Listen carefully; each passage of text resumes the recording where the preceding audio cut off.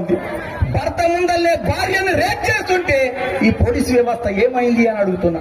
అందుకనే జగన్మోహన్ రెడ్డి నీ పులివెందుల్లో నాగమ్మ హత్య, పెదకాగాంలో రమ్య హత్య, నరసరావుపేటలో అనుష హత్య, గూడూరులో తేజస్విని హత్య, విశాఖపట్నంలో వరలక్ష్మి హత్య, చిత్తూరులో సుస్మిత హత్య, ఈ హత్యల పరంపర కొనసాగుతుంటే మహిళలకు ఏడ రక్ష ఇచ్చినావు? నీ చెల్లెనే చెప్పింది షర్మిల, ఆస్తి అడిగితే మా అన్న గొంతు పట్టుకుండు అని చెప్పింది. బాబాయ్ గొంతు బిసికిండు, ఆస్తి అడిగితే చెల్లె గొంతు పట్టుకున్నటువంటి చరిత్ర నీదా కాదా అని అడుగుతున్నా. అందుకని డాక్టర్ల మీద దాడి, యాక్టర్ల మీద దాడి, మహిళల మీద దాడి, మైనార్టీల మీద దాడి, ఉద్యోగుల మీద దాడి, నిరుద్యోగుల మీద దాడి, పత్రికల మీద దాడి, ప్రతిపక్షాల మీద ఎదురు దాడి చేస్తున్నటువంటి చరిత్ర నీదా ఈ సందర్భంగా మనవి చేస్తున్నా. అందుకనే ఇక్కడ కొరతాల రామకృష్ణ గారు రంగాలకు రాగానే ఆ గుడ్డుని బౌలర్ని బ్యాట్స్మెన్ మార్చిండు. ఈయన దాటికి వాడు పారిపోతే ఇంకోటి వచ్చిండు. అందుకనే జగన్మోహన్ రెడ్డి క్యాండిడేట్ల మారుస్తుండు, జనమేమో జగన్ను మార్చేటువంటి పనులు ఉన్నారు అని చాలా స్పష్టంగా చెప్తున్నా.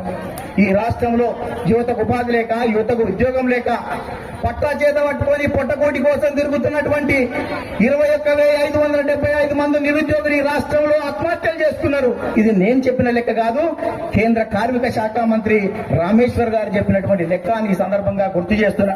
2014 నుంచి 2019 వరకు చంద్రబాబు నాయుడు గారు 2 డిఎస్సీ వేసి 18,000 ఉద్యోగాలు ఇస్తే జగన్మోహన్ రెడ్డి ఒక్క డిఎస్సీ కూడా వేయనటువంటి పరిస్థితి.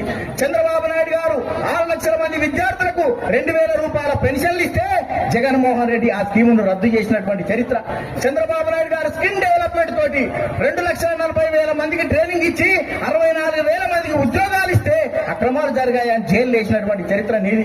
అందుకనే శాసనసభలో ప్రభుత్వాన్ని అడిగితే ఈ వైకాపా ప్రభుత్వం చంద్రబాబు నాయుడు 5 సంవత్సరంలో 39,450 పరిశ్రమలు వచ్చాయి, 5,13,351 ఉద్యోగాలు వచ్చాయి చంద్రబాబు పీరియడ్ అని చెప్పారు. నేను ఆర్టీఏల ఈ ప్రభుత్వం ఎన్ని ఉద్యోగాలు ఇచ్చింది, ఎన్ని కంపెనీలు వచ్చినాయి లెక్క అడిగితే వచ్చిన కంపెనీలు 18 ఇచ్చిన చేసుకుంటున్నారు. మహిళలంతా మన సైడే ఉన్నారు, ఏం భయం లేదు, జగన్మోహన్ బటన్ నొక్కితే నేరుగా వాళ్ళందరికీ చాలా హెల్ప్ అయ్యని అనుకుంటున్నారు. ఒక్కసారి ఇక్కడ వచ్చి చూడండి ఎంత మంది మహిళలు ఇక్కడ ఉన్నారో, అస్సలు భయమే లేదు. మహిళలంతా కూడా మన కూటమి వెంటే ఉన్నారు. సో గెలుపు మనదే. మెజారిటీ ఎంత అనేది డిసైడ్ చేసేది మీరే కాబట్టి ఇంటింటికి వెళ్లి ప్రతి ఒక్కరూ మనల్ని అత్యంత మెజారిటీతో గెలిపేయాలని కోరుకున్నాను. ఈ గడిచిన 5 సంవత్సరాల్లో ఈ వైఎస్ఆర్సీపీ ప్రభుత్వంలో మహిళల పైన చాలా దాడులు జరిగాయి, చాలా అరాచకాలు జరిగాయి. దానికి ఎవ్వరూ మాట్లాడడానికి కూడా బయటికి వస్తే వాళ్ళ పైన కేసులు పెట్టి వాళ్ళందరినీ లోపలేశారు. వాళ్ళందరికీ ఒకటే చెప్తున్నా, ఖబర్దార్, ఇప్పుడు వచ్చేది మన ప్రభుత్వంనే, ఒక్కొక్కరిని పట్టుకుని లోపలేస్తాం, ఎవరిని వదలం. అందుకని మీరు ఎవరు భయపడద్దు. ఎవరి పైన చేయి చేసినా ఏమైనా మేమున్నాము, మీ వెంటున్నాము.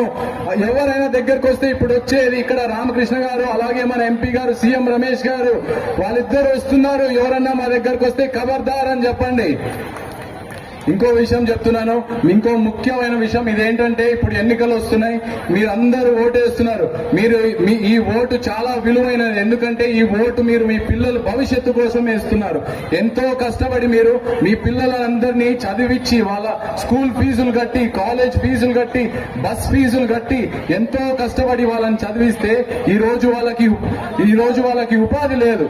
మీరు ఇక్కడ చూస్తే ఇక్కడ ఉండే స్థానిక ఎమ్మెల్యే కోడిగుడ్డు మంత్రి ఏం చేశాడండి?